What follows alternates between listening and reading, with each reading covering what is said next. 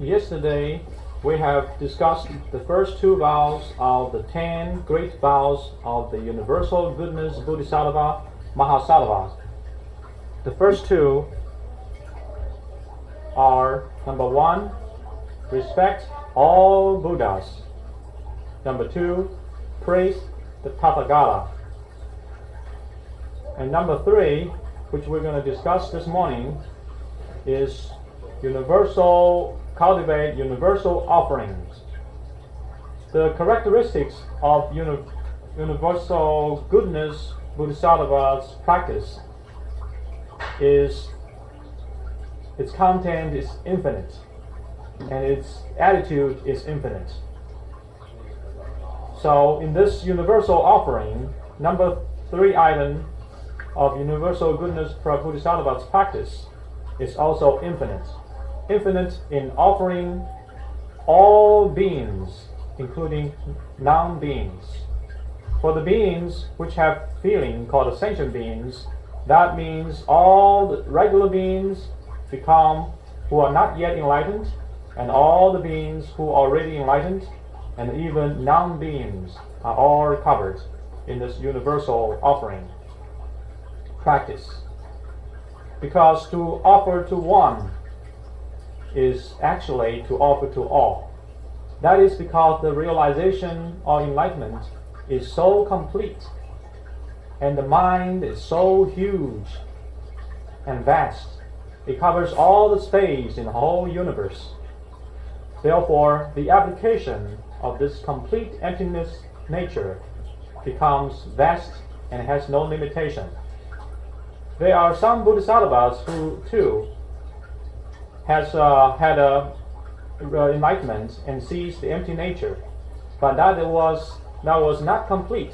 Therefore, in the application of the emptiness mind is not so vast and so inconceivable as universal goodness Bodhisattva has demonstrated. Because fundamentally, the reason for this vast offering without limitation is because one is all. All is in one, and there is no difference between. And that is the highest spiritual level described in the Flower Adorned Sutra.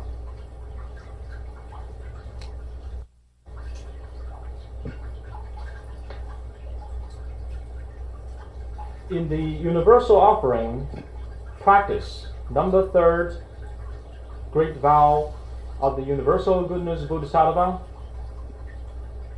and the highest offering among the Dhamma offering is among all the offering, universal offerings, the best one, the highest one is Dhamma offering, because the Dhamma offering can help sentient beings cut off confusion, delusive thinking completely, and obtain original perfect wisdom.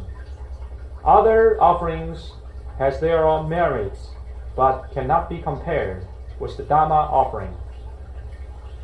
Among Dhamma offerings, the best of the Dhamma offering in practice is to follow the instruction and do practice carefully according to the instruction.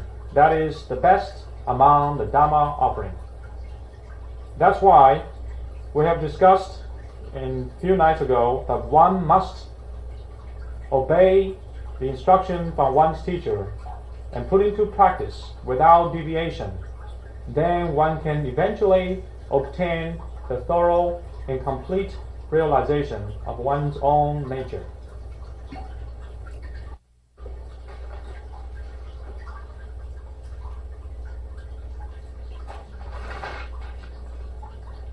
In the Sui Tang dynasty, about 500 or 600, 700 AD period of time in the Chinese history, all those great monks and masters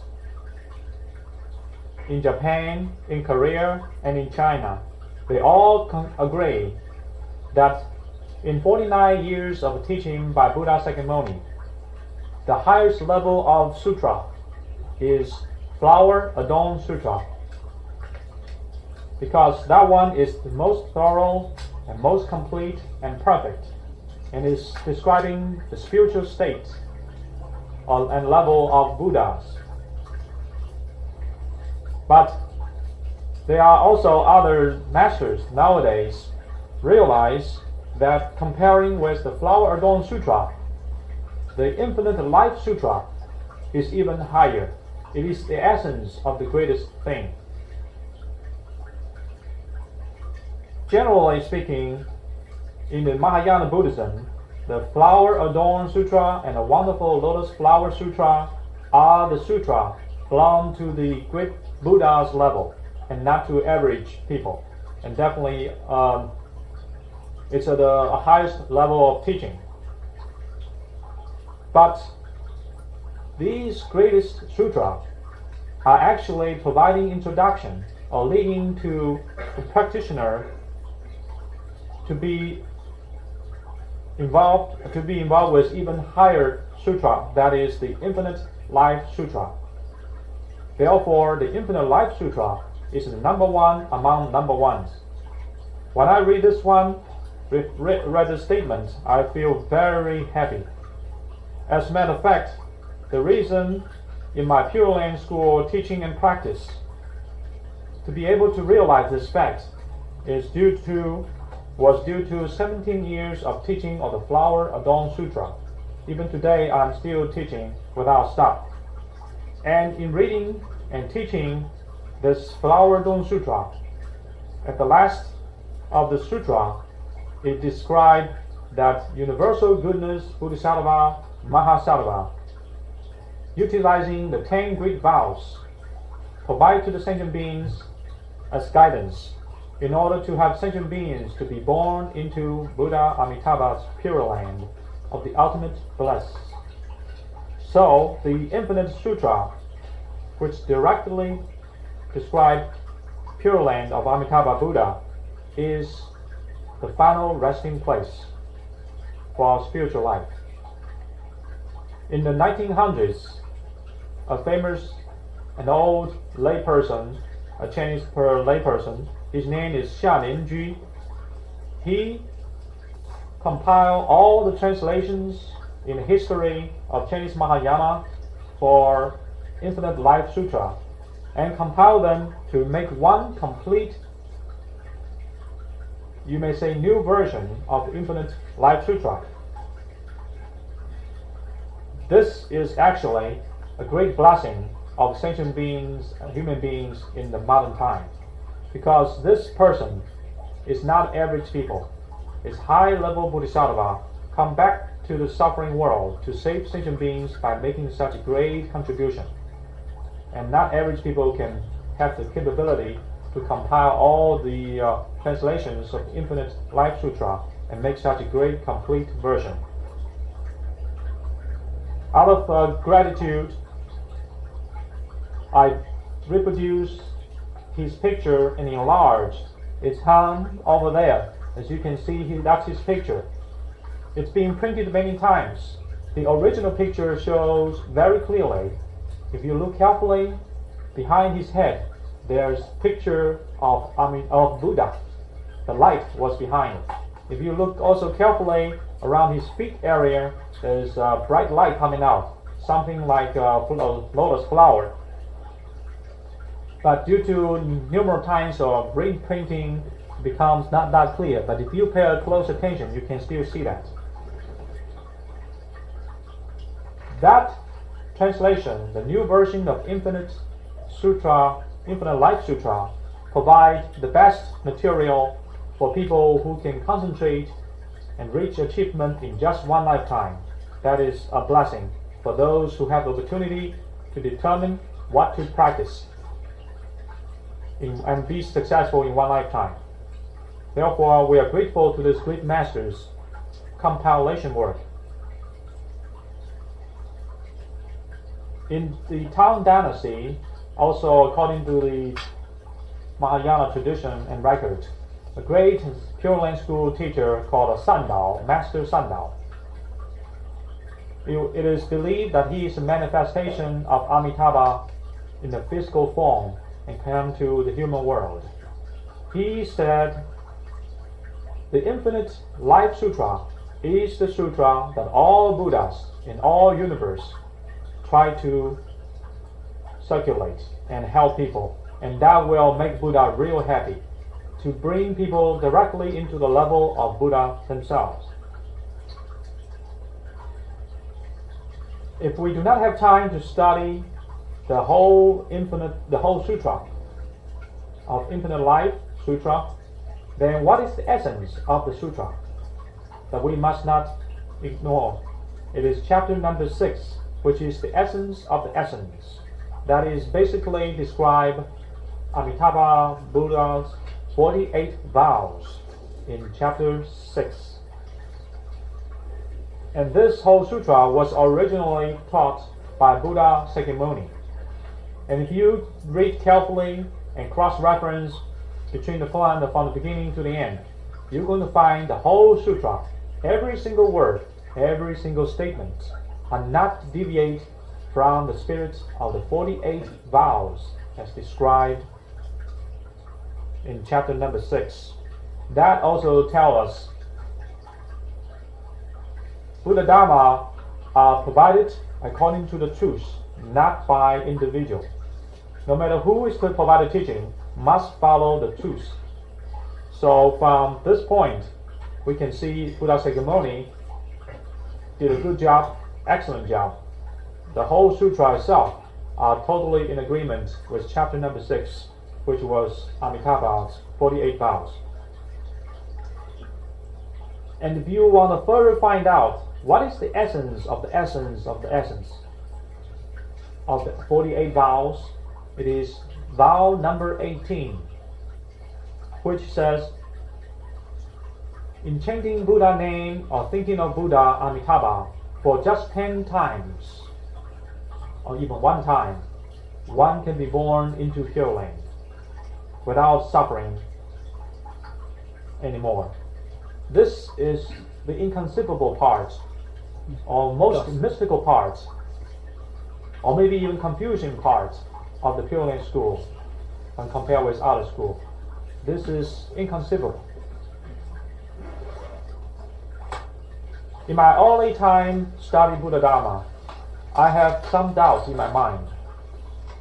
If a person going to be born, fall into hell at the last few seconds of his life or her life, can Buddha or will Buddha have the capability and great compassion to save the beings, not only for avoid falling into the hell, instead become enlightened into Buddha land? When I read the 48 great vows, particularly the vow number 18, I suddenly realize that Buddha's compassion and supernatural power and capability is infinite.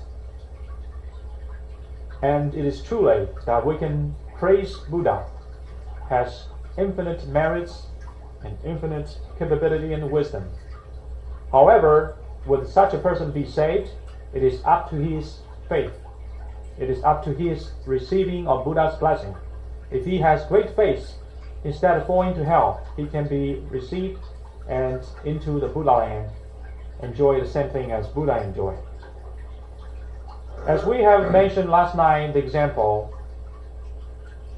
the Chinese monk who chanted only Namo Amitabha for 3 years and finally passed away by standing with chanting beads in his hand, not even lying down, and was able to be born into Pure Land at a very high position, in a very high position.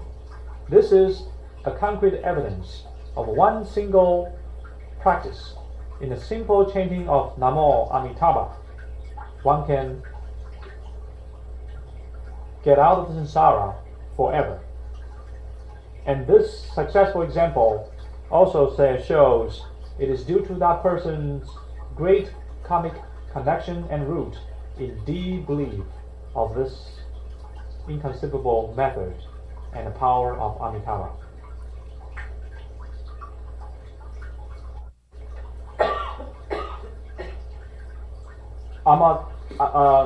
Amitabha is the name, holy name of Buddha Amitabha. However, it contains infinite and numerous meaning. The interpretation and explanation of Amitabha is described in the Infinite Life Sutra. So the Infinite Life Sutra is the interpretation of the holy name. And then the Flower Adorned Sutra, with tremendous volume and content, it served as, in turn, interpretation of the Infinite Life Sutra. And then, in turn, the whole Buddha Dhamma provides interpretation for the Flower Adorned Sutra. So you know their relationship. One is essence and essence of the other, and the other is the complete detail of the essence. This Amitabha Buddha, the holy name, it covers the whole universe and all times, the past, present, and future. In Qing Dynasty, a great master called Ci Yun Dashi, in his book about in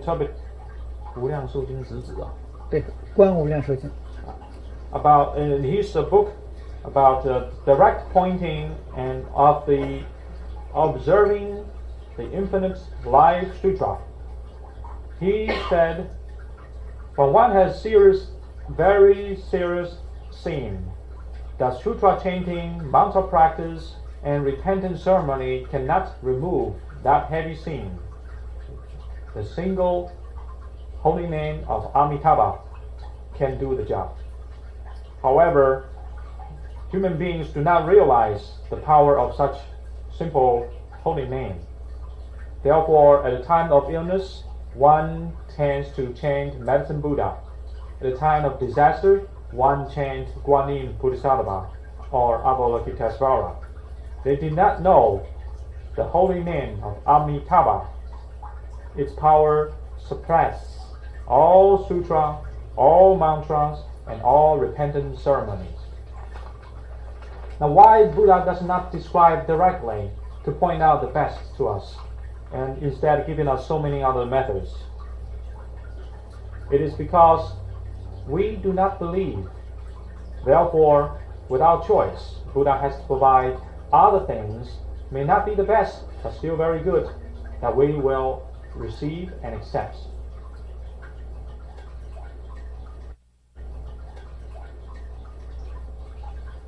In the Chinese Antique Museum in Taiwan, collect all kinds of antiques of the nation. Do you know what is the best antique, the most valuable one?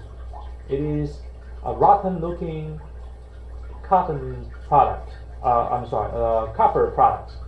a Song dynasty, which is before, I think, in the BC time period. But people just enjoy those transparent, beautiful jade products made in the Qing or Ming dynasty. That's because people do not realize the true value. They would think the ancient copper product is just a piece of a rotten metal. They did not realize the value.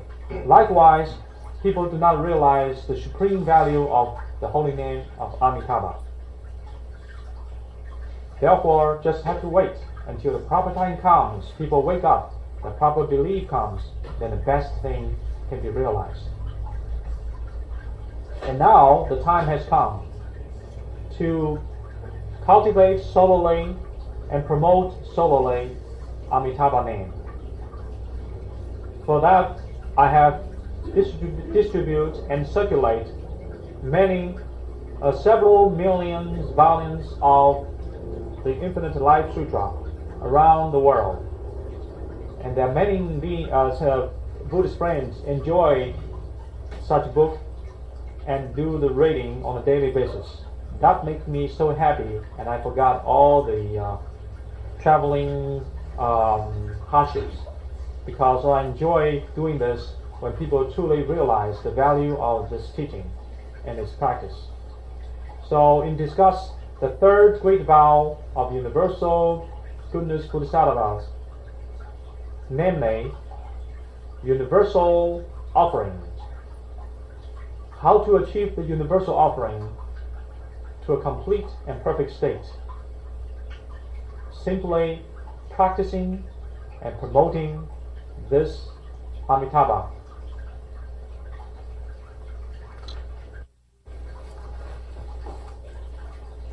Buddhas and Bodhisattvas has infinite methods and skillful means to help sentient beings, and ultimately still direct sentient beings return to the Pure Lane and meet Amitabha Buddha. Let's take this following case and analyze. The founder of the Vajrayana Buddhism is Nongsu Pusa. When he opened up the Iron Tower, he met Vajrasattva, who is the manifestation of Vajrapani. And Vajrapani is the manifestation of the universal goodness Bodhisattva Mahasattva. And this one has described earlier, want to use to teach sentient beings utilizing the 10 great vows to be born into the Pure Lane.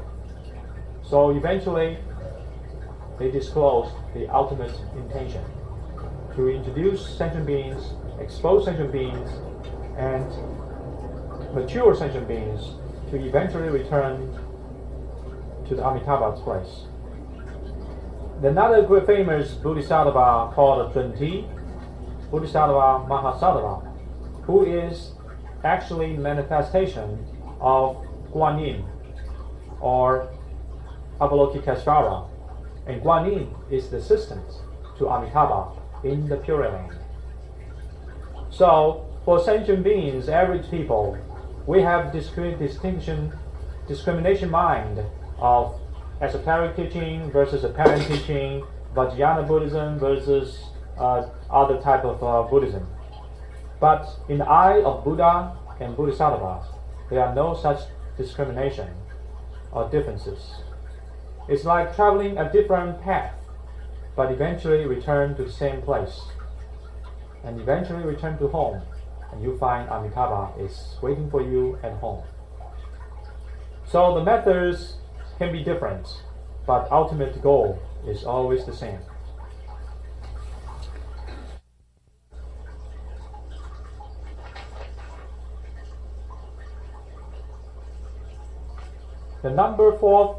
The fourth vow of the universal goodness Bodhisattva is through repentance to remove karmic obstacles. In every single thought generated from our mind, we are creating karma. And karmic obstacles will block our original Buddha nature.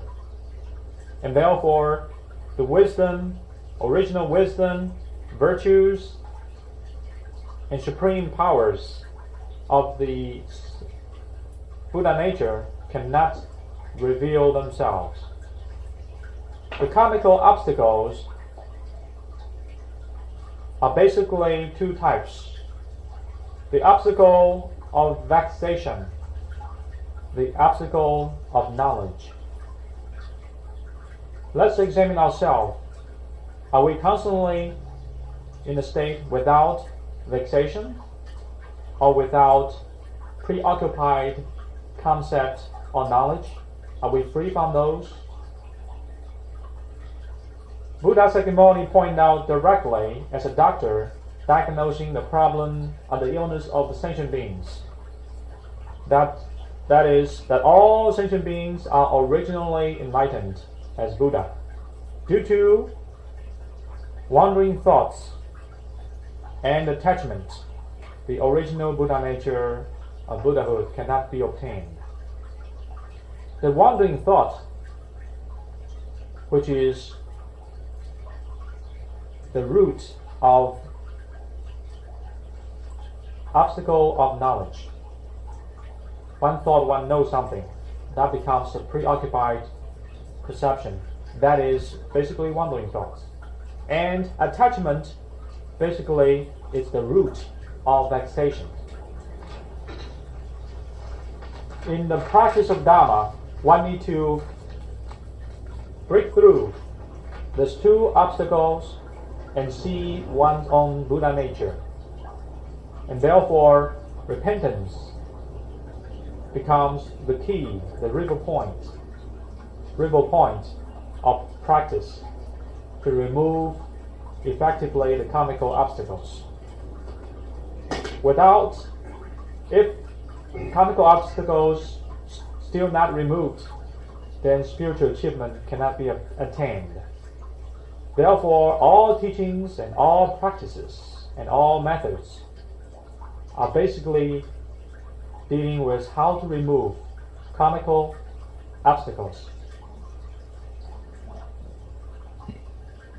If a person have created such a heavy sin, is bound to be fall into the hell at the last few seconds or moments. If she can quickly repent what she has done wrong and generate great vow to be born into Buddha land and chanting Buddha name. Just by chanting the simple Namo Amitabha, the heavy sins quickly dispersed. And that's why the Qing Dynasty Great Master Ci Yun said that the Buddha name is so supreme that it can remove the heaviest sin that other method may not be able to remove. A couple of years ago, there's a Vajrayana practitioner, very, very famous in the Chinese Buddhist community. He said, if one carries karmic obstacles, one cannot be born into the Pure Land. Only through removing the karma, then one can be born into the Pure Land. That caused panic among the Buddhists in Taiwan as well as in the United States.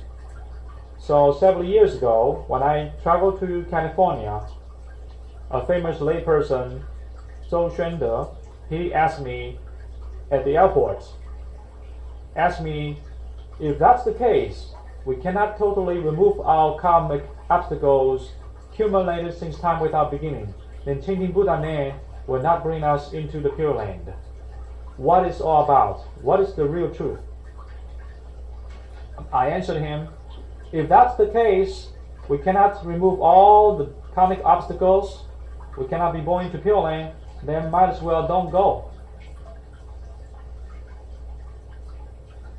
Because if that's the truth, then in the Pure Land, only Amitabha will be capable to stay there.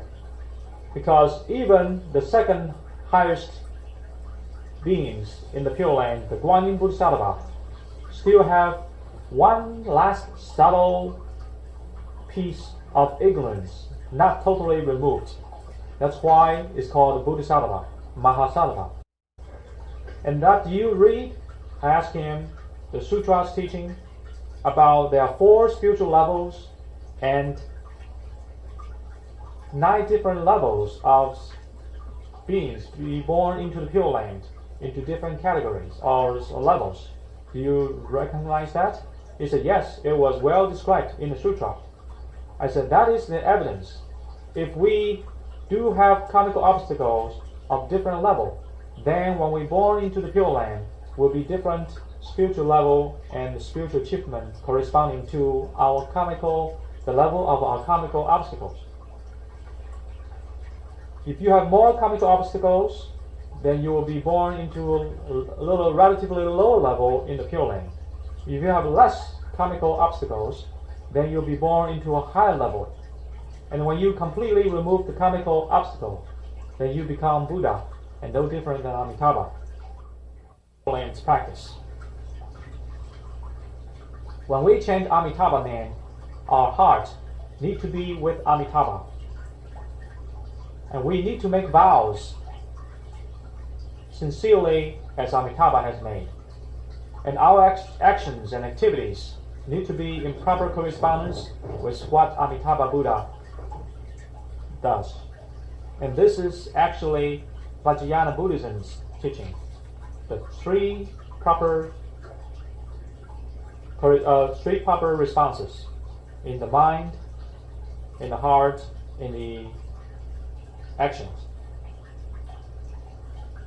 Therefore, we need to follow and act and actively and sincerely put into practice of what described in the Infinite Life Sutra. With that kind of attitude, then chanting Amitabha, you will be truly corresponding to the heart of Amitabha. It is not chanting Amitabha while and yet the mind is still scattering around. We must make the 48 great vows as our individual or personal vows. Truly thinking this way, then chanting Amitabha will be truly remove all kinds of sins and karmic obstacles.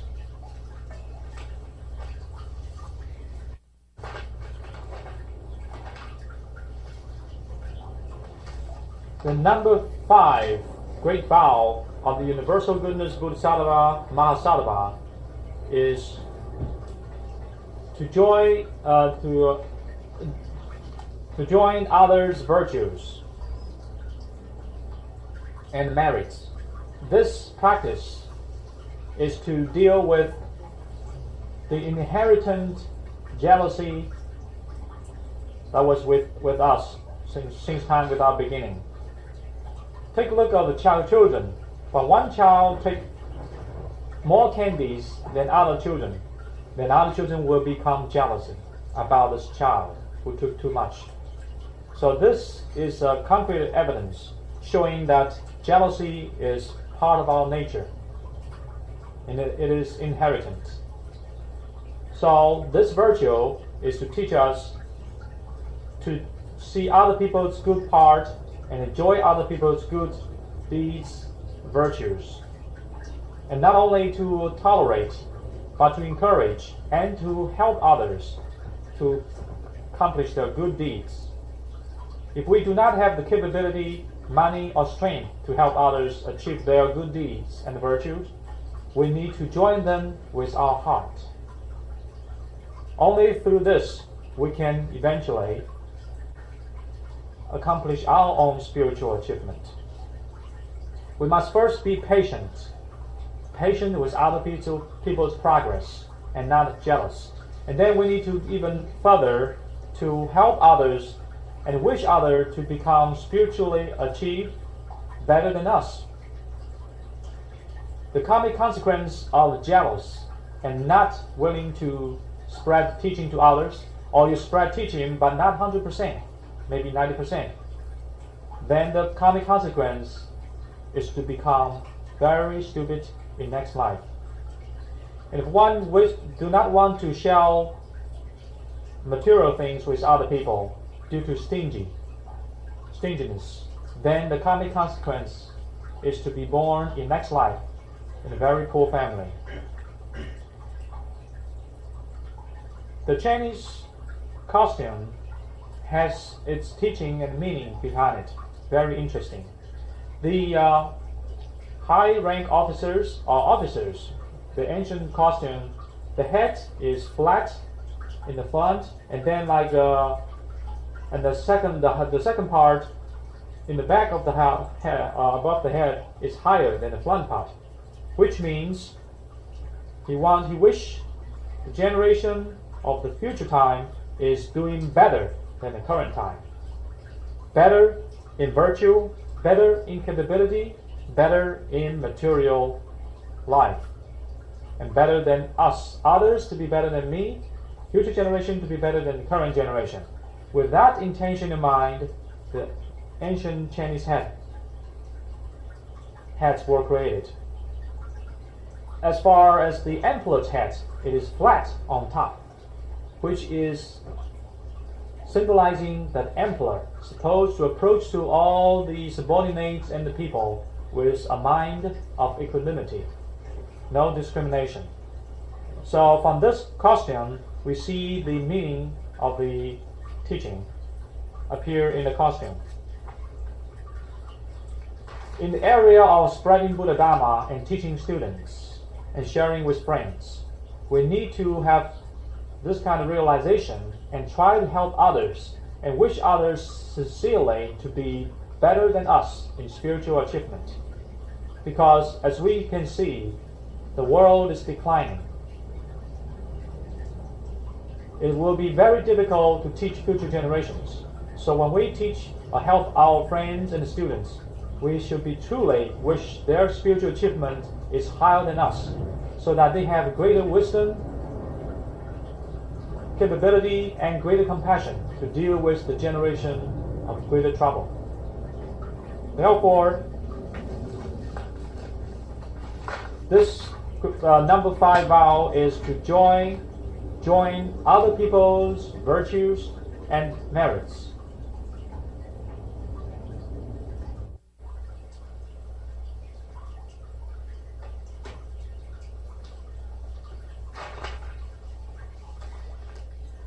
The number 6 great vow of universal goodness Bodhisattva's teaching is request the turning of Dhamma wheel. Request the turning of Dhamma wheel. If one obtain the true benefit from the Buddha Dhamma and thinking how to pay back the kindness of the teaching of the teachers. And therefore, we make food offering, we make all kinds of offering before Buddha statue or Bodhisattva statue. This is really a reminder to remind us we need to return. But those material we made offer to Buddha, Bodhisattva are not enough for true return of their kindness. The true return of Buddha, Bodhisattva's teaching and teacher's teaching is to fulfill their good wishes. And their good wishes are to save all sentient beings and teach them with Buddha Dhamma. Save them from samsara forever. If we can do things in that line, then we are truly return their kindness. Therefore, to request turning the Dhamma wheel by inviting a teacher to come to the local area is a Dhamma offering to benefit sentient beings of that area. Therefore, the person who requests the teacher to come has great virtue. There are also other types of virtue, such as somebody passed away and you chant the sutra to bless their soul to be born in a better place. That has great virtue. But to invite a teacher and provide a teaching and wake people up so people will put into practice what the teaching was, that virtue is even greater and is inconceivable.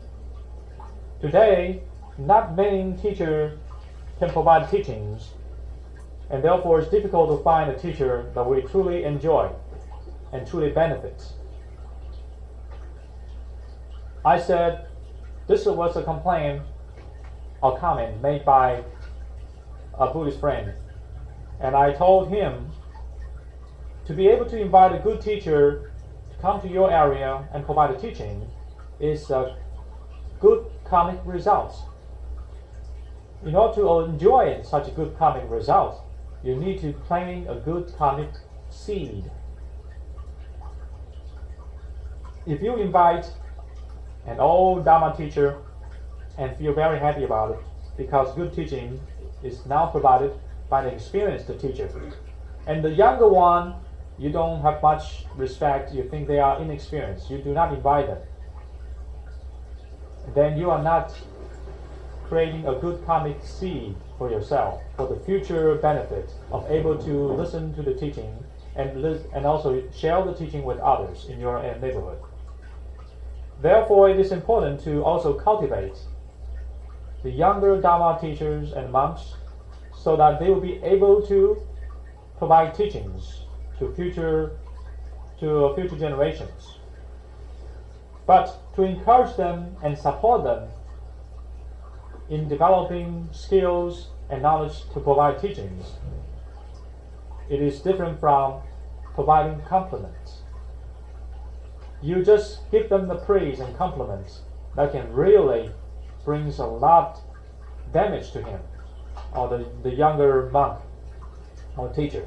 Because you make him feel that his teaching is wonderful, he will then stop and be satisfied.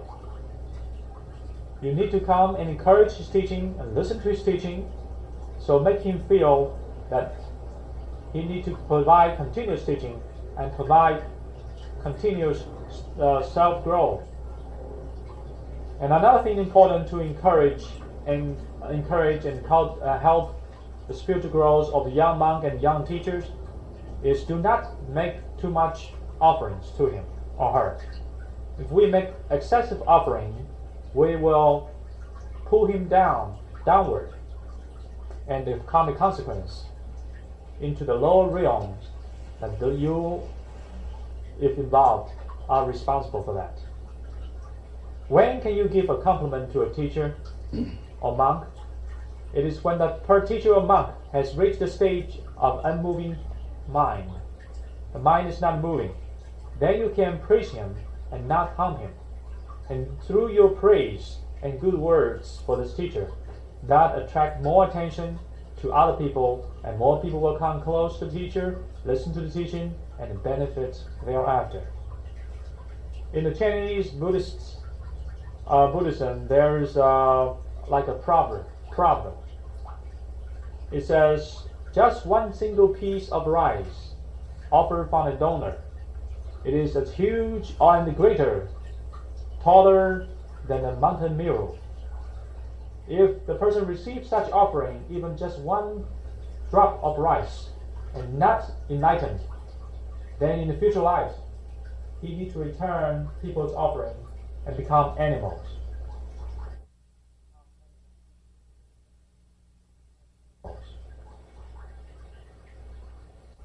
Therefore, it is really not easy and not qualified to receive people's offering. But on the other hand, people come with good intention to offer to you. It's also an opportunity for them to plant good Dhamma seed of generosity and so on and so forth.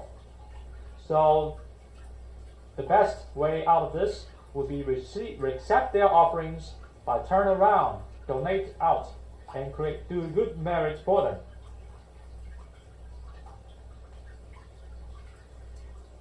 I remember the famous Pure Land teacher Yin Guang Dashi. He will not accept disciples, but he will provide refugee ceremonies to people in writing through mail, and then in return, the disciples, then those become the Buddhists through this method are grateful, and they will mail money back to him or any material offers. He personally is very frugal and very humble, but still he accepts these offerings not for himself, but to establish a sutra printing society. Therefore, he used the money and our material offering wisely to create even more greater merit for those who sent the offering to him. I follow this example. Do accept offerings and donations, but not for myself, but turn around and publish many Buddhism books with your offering, your money. Therefore, I know I'm not scared to become, to return your kindness and your offering in next lifetime as animal. Another offering one must be careful about it is donation to help build a temple. When the temple is established, must have people truly cultivate and truly promote Buddha Dhamma. If it's not done that way, then the establishment of the temple becomes a place of future arguments or egoistic fighting place. That's why my teacher, Mr. Dipinnan, he said, at the time of building a temple, in the beginning, everybody are Bodhisattvas. When a temple is established, everybody becomes ashuro. So to offer money and donation to build temple, one must be extremely careful. To make offering to monks also should be very careful. According to the sutra, the necessary offering to a monk only 4 items: food, clothes, and medicine in case the teacher becomes ill. At the time of illness, he needs medicine, and also the necessary blanket so that he can cover his body in sleep. If you make this minimum offering, you will be able to help the monk and teacher maintain his pure mind. But unfortunately, nowadays there are many disciples, they offer the house, big building house to the monks, and some very excellent enjoyment of facilities inside the building or house. It's so enjoyable that the monk forgot that he needs to go to Western Pure Land. He would rather stay in that house with best facility. You see, the monk already left home. Now you pull him back and get him stuck in the home. And that's all because we do not understand the meaning of offering. We thought we are kind and generous. Instead, we did the wrong thing. And we are also responsible for the teachers falling into materialistic life. So to cultivate, through offering and donation, it takes wisdom. Other teachers probably will not disclose this completely, or don't even bother to mention it. Because if we do speak out the truth, their offering will drastically reduce. Since I'm going to the Pure Land, I don't care about offering, so I share the truth with you. And all your donations received by me, I turn around and give to the Sutra Publication Society in Taiwan. The more offering I receive, the more books I print. As a matter of fact, I have to select the proper sutra to print. If there's less offering, I simply print less.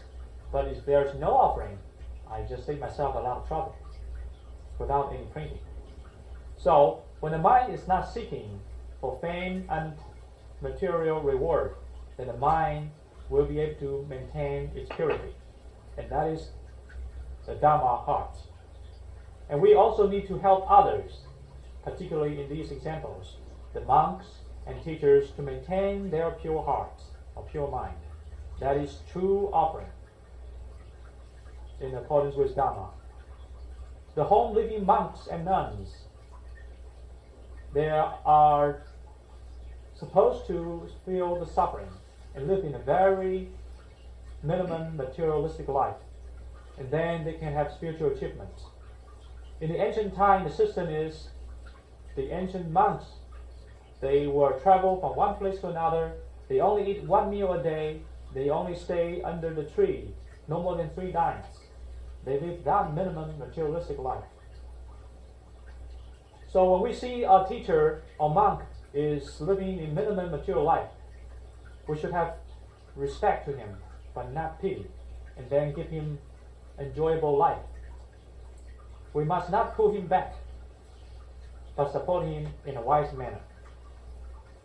And then, when a teacher becomes rich spiritual achievements, enlightenment and realization, be able to spread to the Dharma, then we can enjoy our wise donation and proper encouragement of supporting the teacher. Then you'll be able to enjoy all the good teachings in the future.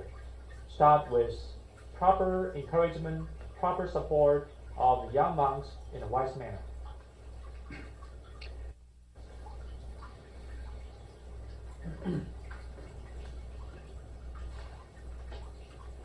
The request of turning Dharma wheel can help sentient beings plant the good karmic seed in the Dharma, but cannot help sentient beings to reach achievement in one lifetime. Because just by listening to several sessions of a teaching, can one become enlightened? It is impossible in today. today's world. It is possible in ancient time though. Therefore, the next great vow follows the request the turning of Dhamma wheel is to request residing on earth, Buddhas residing on earth. Only if Buddha or Bodhisattva reside on earth and approach to sentient beings in the physical form for a longer time, then the sentient beings will be able to benefit and cultivate and eventually reach achievement. I remember one day my teacher, Mr. Nan, he asked all the students, why don't you all tell me what's your personal wishes in the area of serving Buddha Dhamma? And I answered, my dream is that one day I will be able to traveling around the world and spread Buddha Dhamma.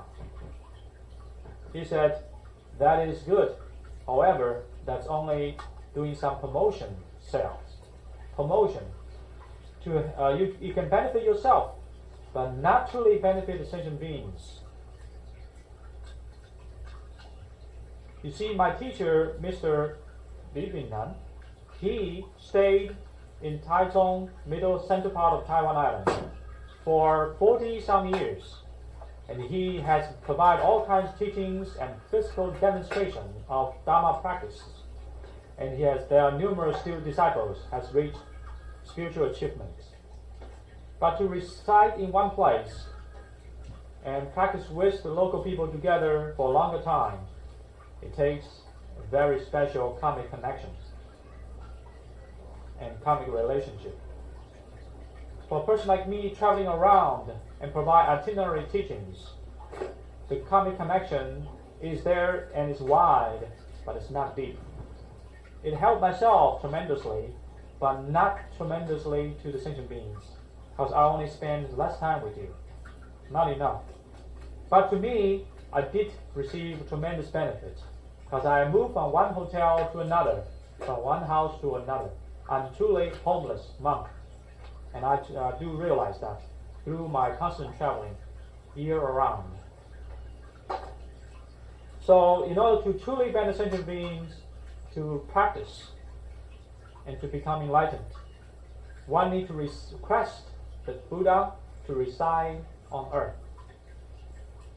But Buddha has passed away, so we need to request Buddha's disciple, the true teachers, gurus, to stay with us on a longer term.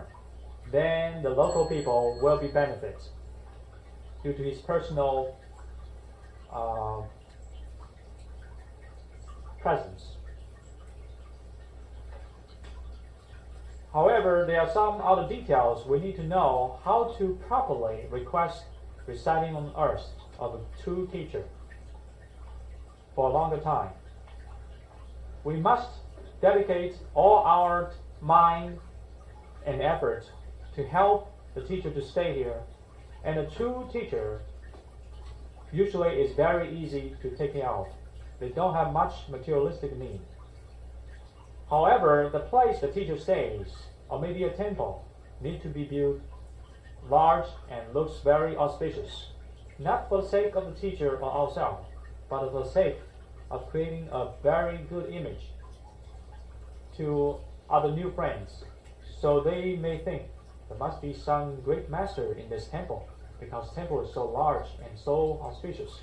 For that reason, the temple needs to be established very proper, for the sake of saving other beings.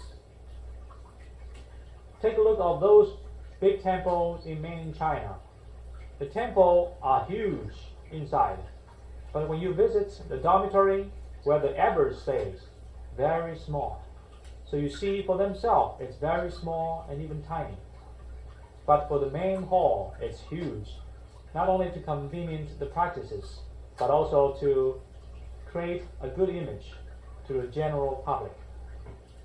Only through the understanding of the details, how to request the teacher to stay on one place for a longer time, then the roots will be planted, and eventually flower comes out, and we can enjoy the fruits in the future.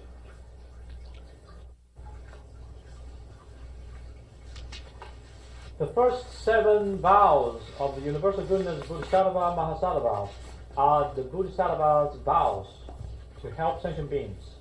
The last 3, the number 8, number 9, and number 10 vows are basically dedication, merit dedication. The number 8, it is to always follow Buddha as an example. We need to follow the best example, which is Buddha, and not sacrifice our criteria or standard. Number 9 is to always satisfy sentient beings, all sentient beings. This is very difficult. In the Chinese tradition, we talk about filiality. Filial. That word actually has 2 parts. One is to be nice to the parents, and followed by satisfy the parents, make them happy. So to be able to satisfy all sentient beings is to expand our filiality to an extreme state and treat all sentient beings as our parents. In doing the satisfying of all sentient beings, one will be able to observe and skillfully direct sentient beings into proper Dharma practice. And in doing so, it takes wisdom, skillful means, and patience. Number 10, great vow, is universal dedication of all merits. No matter what kind of merit, no matter how small the merit is, we need to dedicate that to all sentient beings to reach the highest, uttermost Bodhisattva, or Buddhi, or enlightenment. So, in conclusion, for Pure Land School, the sutra we use are the 5 sutras and 1 main discussion. And the content of Pure Land practice are items we covered previous few nights. That's 3 virtues, 6 harmonies, and 3 procedures in practice, 6 paramitas, and 10 great vows. And the actual practice is chanting Amitabha. If one can understand this and put into practice sincerely, then one are bound to reach spiritual achievement. If 10,000 people follow the same principle and sincerely do it, then 10,000 people are bound to be born into the pure.